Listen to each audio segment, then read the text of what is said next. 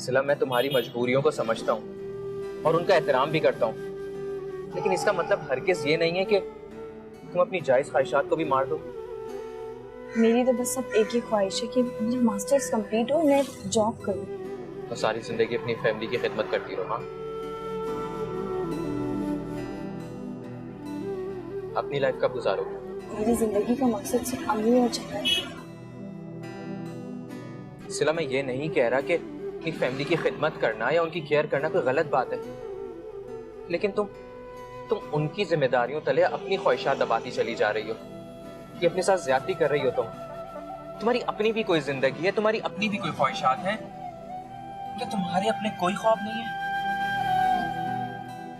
मैंने तो अब ख्वाब देखना ही छोड़ दिए। मैं समझाना बहुत मुश्किल है।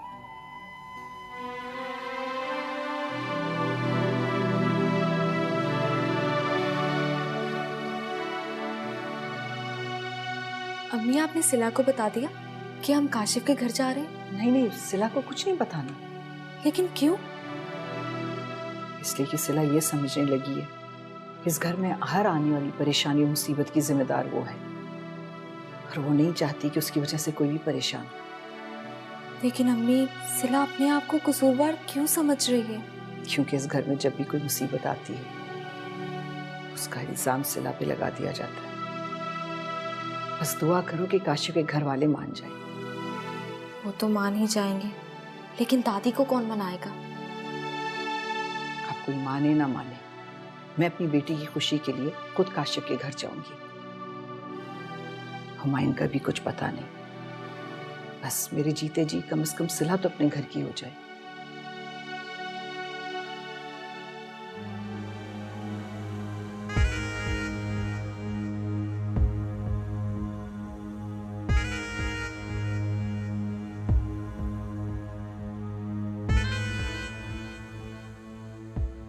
काशिफ के घर वाले सिला और नोमी की पिक्चर्स के इन्वेस्टिगेशन के लिए नोमी से जरूर बात करेंगे, और वो बेवकूफ इंसान सबसे पहले मेरा ही नाम लेगा। मुझे नोमी को समझा देना चाहिए। ये ठीक रहेगा।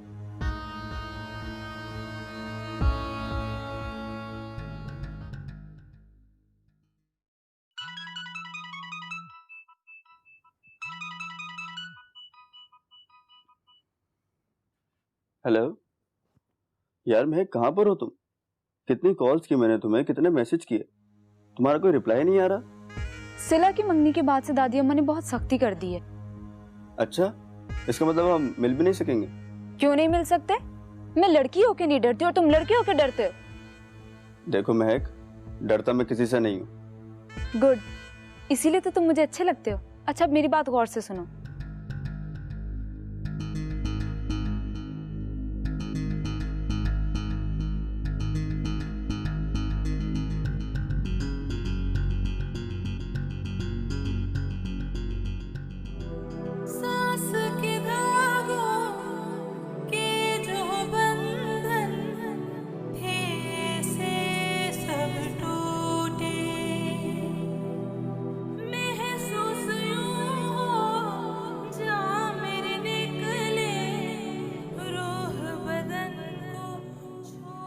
मेरे और मेरे होने वाले बच्चे की वजह से अम्मी अंदर ही अंदर घुटकर मर रही हैं। सिला भी मेरी वजह से ट्यूशन पढ़ाने पर मजबूर हो गई है ताकि मेरे अस्पताल के खर्चे पूरे कर सके। ना मेरे पास तालीम है और ना ही कोई हुनर। मैं किसी तरह भी सिला और अम्मी की मदद नहीं कर सकती हूँ, उल्टा उन पर बोझ बनी हुई हूँ। हुमायूं आपके बारे में सब सच कहते हैं कि आप बुरे हैं, बल्कि बहुत बुरे हैं।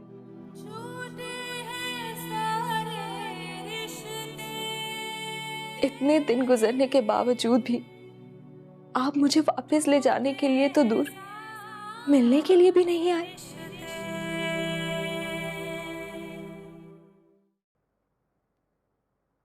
सबब सारा दिन तुम्हारे साथ रहा हूं, लेकिन अभी भी जी चाह रहा है कि तुमसे बातें करता ही रहूं।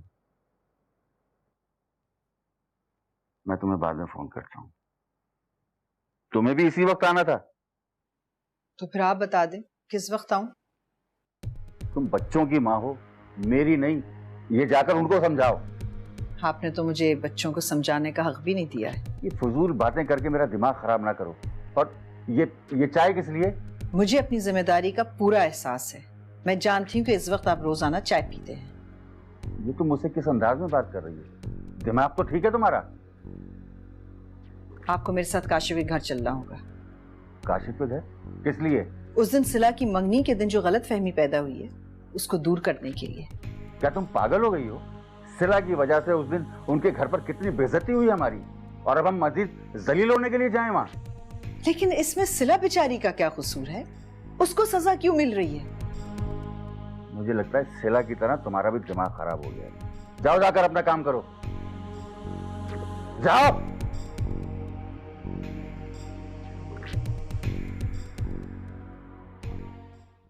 इधर तो आए दादी अम्मा। अरे अब क्या हो गया? मुझे आपको बहुत जरूरी बात बतानी है। कौन सी बात? अम्मी और जन्नत हमारे खिलाफ साजिश कर रहे हैं, वो भी काशिफ के घर जाने की। लेकिन किस लिए? और इस तो बोले कुछ सुन ना ले, मैं आपको सब बताती हूँ।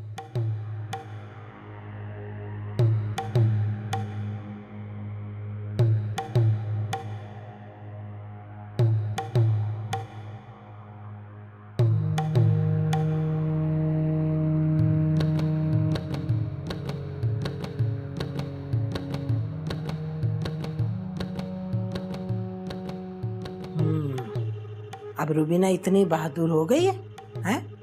अरे अभी तो मुनीब अहमद हमारे संदीप बने नहीं है। अगर बन जाते तो क्या होता? क्या करेंगे? ज्यादा से ज्यादा हमें घर से निकाल देंगी, फुटपाथ पे बिठा देंगे हमें। तौबा है तौबा, तेरे मुंह में खाक। कम बखल, इसका मसला तो मैं ही हल करूंगी। इस तरह सिला को काम करता सारा दिन मुझसे देखा नहीं जाता। कल मुझे कुछ हो गया तो सिला तुम्हारी भी सारी जिंदगी दूसरों की खिदमत करते हुए गुजर जाएगी। तुम इस घर की शहजादी थी और इन्होंने तुम्हें नौकरानी बना दिया है। पहले मैं काशिफ के वालिदैन को मना लूं, फिर तुम्हें भी खुशखबरी सुनाऊंगी।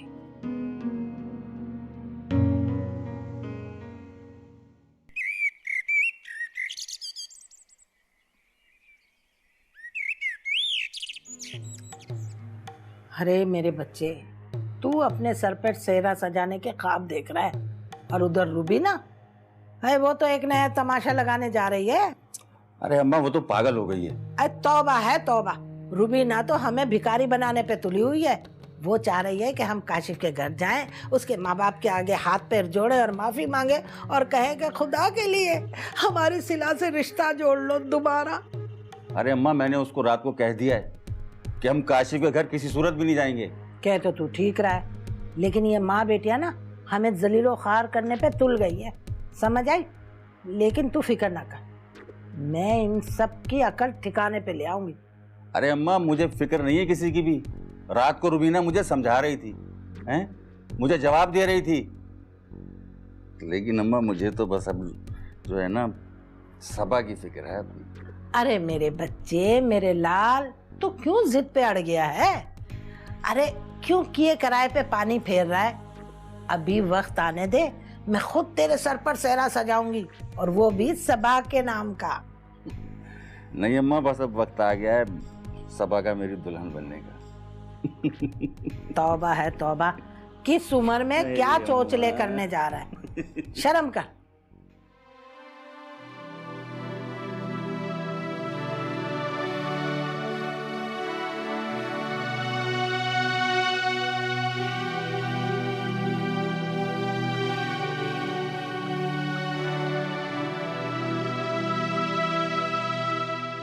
अम्मी नाश्ता कर ले। कर रही हूँ। अम्मी, आपने काशिफ के घर जाने के लिए जमान अबू से बात की, क्या कहा उन्होंने? उन्होंने क्या कहना है? अब जो भी करना है हमने खुद करना है। उनको तो फुर्सत ही नहीं अपनी मसरूफियात से। आप दादी अम्मा से बात करें, शायद जमान अबू दादी अम्मा की बात मान जाए। कोई फायदा नहीं। ये लोग चाहते ही नहीं कि मेरी बच्ची की शादी हो। तो क्या अब हम काशिफ के घर नहीं जाएंगे? जाएंगे, जरूर जाएंगे। मैं किसी भी कीमत पर सिला के बेहतर मुस्तकबिल के लिए मासूमा बहन से जरूर जाके मिलूंगी।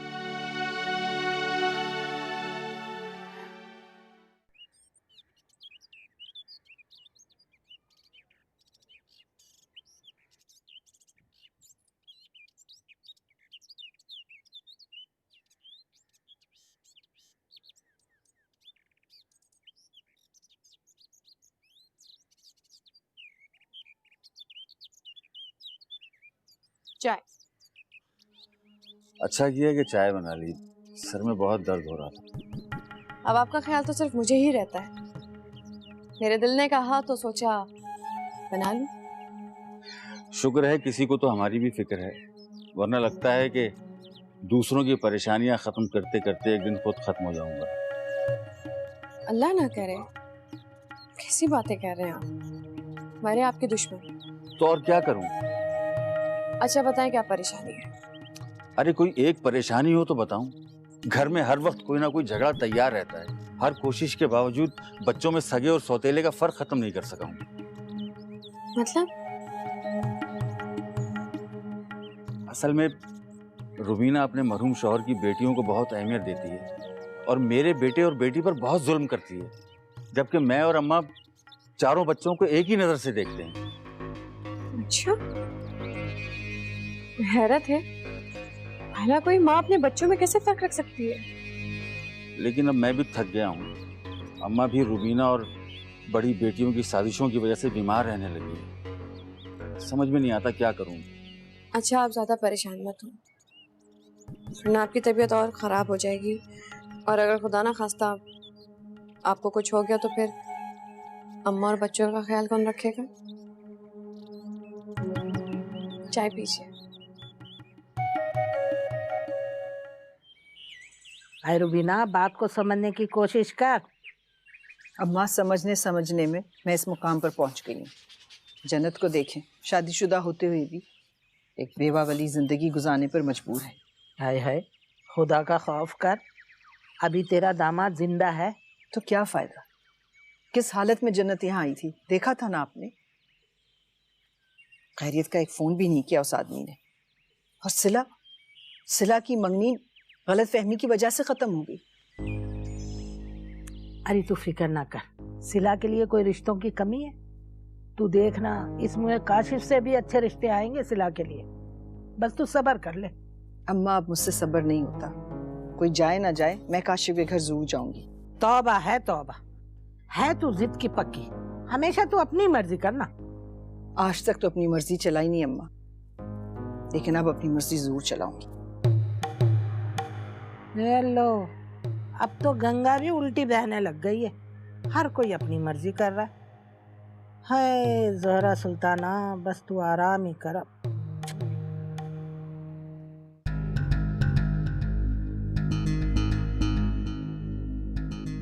हेलो, कौन? हेलो काशिफ, मैं महक बात कर रही हूँ। मुझे तुमसे कोई बात नहीं करनी। प्लीज काशिफ मेरी बात सुनो, वरना सिला मर जाएगी। What? क्या हुआ है सिला को? सिला ने आपसे रिश्ता टूटने का सदमा दिल पर ले लिया है। ना कुछ खा रही है, ना कुछ पी रही है। हर वक्त आपका ही नाम लेती रहती है। अम्मी और जन्नत उसकी वजह से बहुत परेशान है। अगर सिला को कुछ हो गया तो हम सब जीते जी मर जाएंगे। मुझे बताओ, मैं क्या कर सकता हूँ? आप उसे एक बार आकर समझाएं, वो आपकी बात जरूर मानेगी। लेकिन मैं कैसे आ सकता हूँ? मैं तो परसों पापा के पास दुबई जा रहा हूँ। कल दोपहर में आ जाए, सिर्फ 5 मिनट के लिए। सिला की जिंदगी का सवाल है। अच्छा मैं आता हूँ, लेकिन मैं मिलूंगा कैसे सिला से? वो मैं आपको बताती हूँ।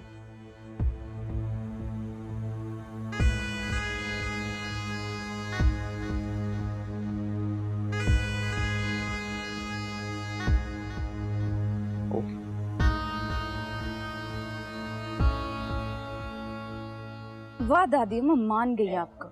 अब मजा आएगा।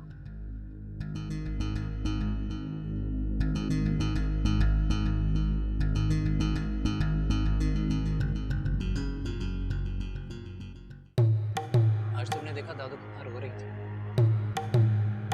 अब सारी जिंदगी उन्हें पछतावा रहेगा कि वो उनसे बात ना कर सके। दादी अम्मा, अगर उनकी कोई गलती थी भी, काशिफ माना के नहीं?